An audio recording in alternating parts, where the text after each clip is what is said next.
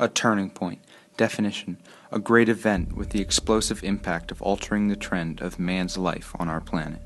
Cause. An idea spread throughout a people. Impact. Dramatically changed the course of history. On August 6, 1945, the Enola Gay dropped the first bomb over Hiroshima, Japan, population 350,000. 3 days later, a second atomic bomb was dropped on Nagasaki, Japan, population 270,000. These were the first and last atomic bombs ever used on an enemy. It was all it took to end World War II, with 150,000 killed from the blast. 5 years later, the death toll from the bombs was recorded at 275,000, more than 50% of the city's populations combined. The peace was finally restored between the United States and Japan, but the world had entered a nuclear age. This was all started in 1939, when Germany, under the rule of Adolf Hitler, invaded Poland. Many Jewish scientists living in Germany, such as Albert Einstein and Enrico Fermi, came to America seeking refuge from the Nazis. Fermi had created fission. He just didn't know it. And so he got strange results and nobody could make sense of it. Nobody thought that fission was possible. It wasn't even that they thought that fission was impossible. It was so obviously stupid that nobody bothered to think about it.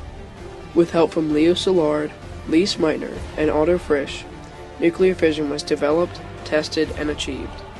This was the process of splitting an atom's nucleus by bombarding it with neutrons. This creates a chain reaction of neutrons bombarding other nuclei. They soon realized that this is both an exciting and terrifying achievement. If this knowledge is put into the wrong hands, they could have a worldwide crisis, bigger than each of the world wars. Yet, with the Germans discovering nuclear fission, Leo Szilard decided that he needed to warn the president. With help from an old friend, Albert Einstein, President Roosevelt was detailed and cautioned on the possibilities of an atomic bomb. Yet it would take a much greater disaster to convince the president and other scientists the true threats of nuclear fission. On December 7, 1941, Japanese planes roared in the skies over Pearl Harbor, dropping bombs on the United States Navy. This was the final catalyst that brought America into World War II. With war raging throughout the world, President FDR realized the more than potential threats on America. Acting quickly, he began funding for developing an atomic weapon, codenaming it the Manhattan Project. He appointed Leslie R. Groves, a renowned Army general, as the head of the project. He instantly took charge of the operation by creating a huge workforce of both scientists and citizens. When Leslie Groves was appointed as head of the project, he sort of had this view, and he was an extremely energetic, brusque character, that if there was any possible way to do it, you try it. If there were 3 different ways, you try all 3. You don't ask what's better, you do everything, because the project is so important. The next step was getting you the right element, uranium-235. Almost the same as its more abundant counterpart, uranium-238, uranium-235 is more reactive and is better suited for nuclear fission. Yet separating the two would prove to be one of the first major challenges. Many scientists began coming up with separation techniques, such as gaseous diffusion and more commonly, electromagnetic separation. The money was continuously flowing from the government to the project, as test sites, power plants, and engineering facilities were going up throughout the country. Fueled by the fears of Germans getting ahead in the weapons race, scientists Robert Oppenheimer and Leslie R. Groves worked hard to keep the construction flowing. In fact, entire cities sprung up, such as Oak Ridge, Tennessee. The main goal of the city was to develop and create enough uranium-235 for a bomb, codenaming it Little Boy. Meanwhile, in Hanford, Washington, scientists were pursuing another path of nuclear fission with the element plutonium. It turned out that creating plutonium was a lot quicker and easier than uranium-235. They had made enough plutonium for a test bomb as well, codenaming it Fat Boy. Finally, on July 16, 1945, their work paid off as the world got its first look into nuclear power at a desolate test site in Los Alamos, New Mexico. As the scientists watched, 20 miles away from the bomb, bets were being made on how powerful and large the explosion would be, or if it would even work. This was the first time nuclear fission would be put to the test. There were even fears that the fission process would be uncontrollable, and the whole world would explode. After the bomb dropped, there was a bright flash, almost blinding to the naked eye. The amount of power and intensity of the blast was higher than anyone's predictions.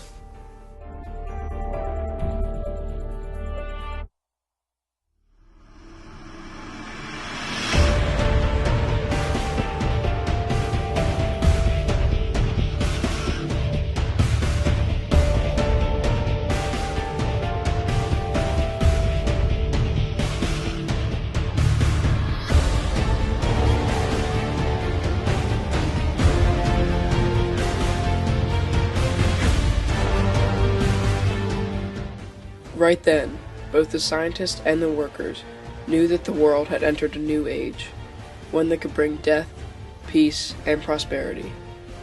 They knew life would not be the same, and that their work would be a turning point in history. The war was still raging between the United States and Japan, and everyone now knew the solution.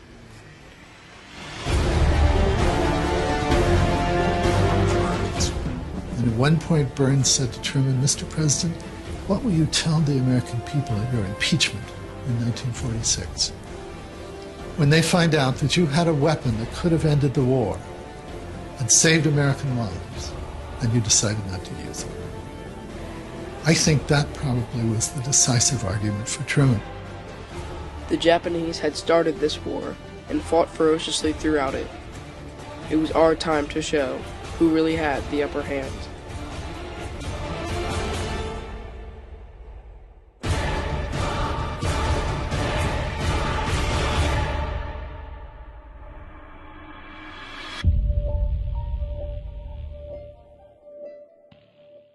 With Japan still not backing down, the second bomb, Fat Man, was sent to Nagasaki, Japan. Let there be no mistake. We shall completely destroy Japan's power to make war. If they do not now accept our terms, they may expect a rain of ruin from the air, the like of which has never been seen on this earth. With both the cities destroyed, the final death toll was recorded at 275,000, but the war was over. This was a major turning point for the time because there was peace throughout the world. The rebuilding process of countries could now begin, yet the threat of nuclear fission would never be cleaned up. The Soviets were quick to the draw and began developing their own nuclear weapons right after us. Even today, countries continue to get their hands on the power of nuclear fission. This shows how much of a turning point the Manhattan Project really was. With the amount of energy released by fission, why not make it a fuel source for a greater cause? Scientists began working on developing nuclear power plants, one of the major benefits of nuclear energy. These could power entire cities with little pollution to the environment. The development of science was remarkable across the board.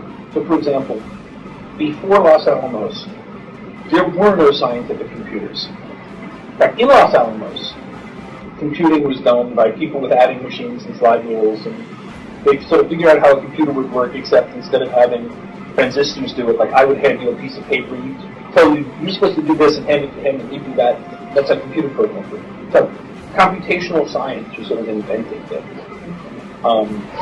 But the other thing is sort of big science, science at the scale with large amounts of money started there. It had a tremendous effect on science afterwards. Forgetting for the moment about the politics of it, scientists went from being a very small, unimportant part of our culture to a very big one, and that happened there.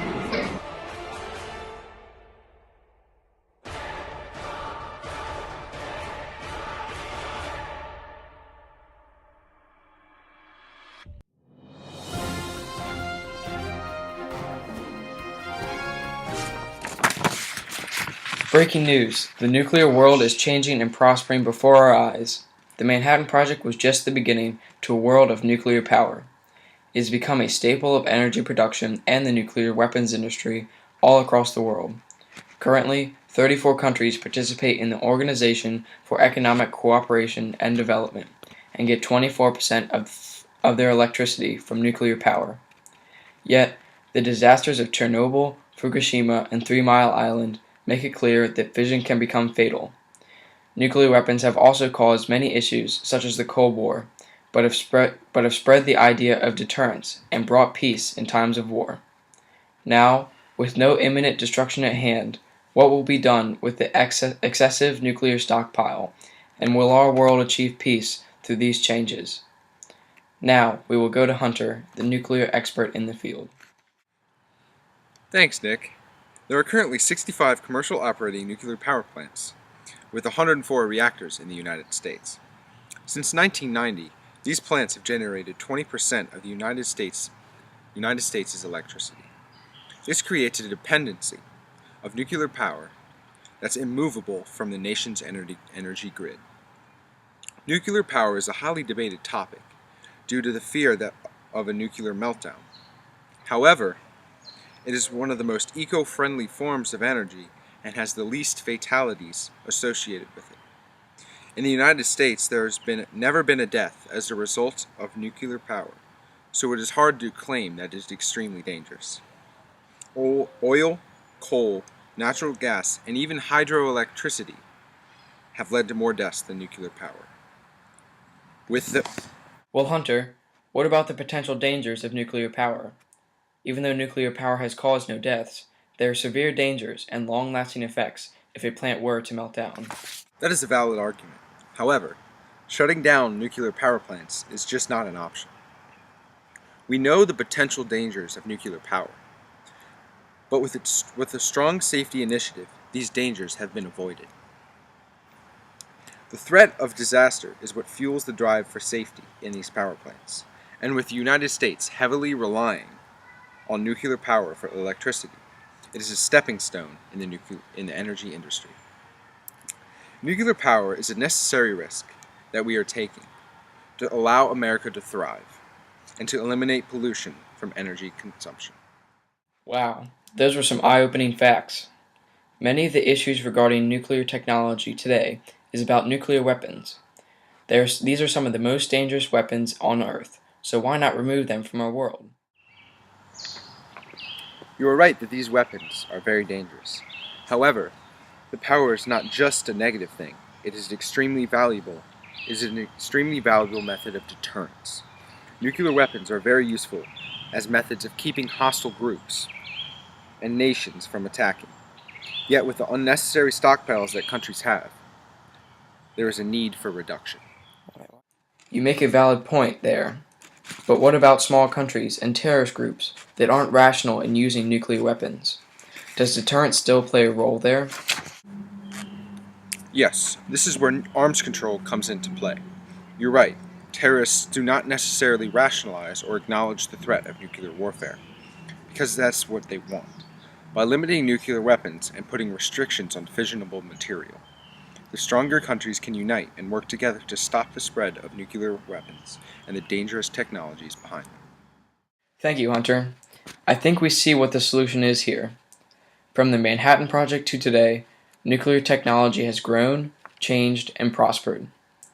It has given us an eco-friendly source of energy, yet caused many conflicts with nuclear warfare. This shows that we should continue to push towards nuclear power, yet back down and make peace with nuclear warfare.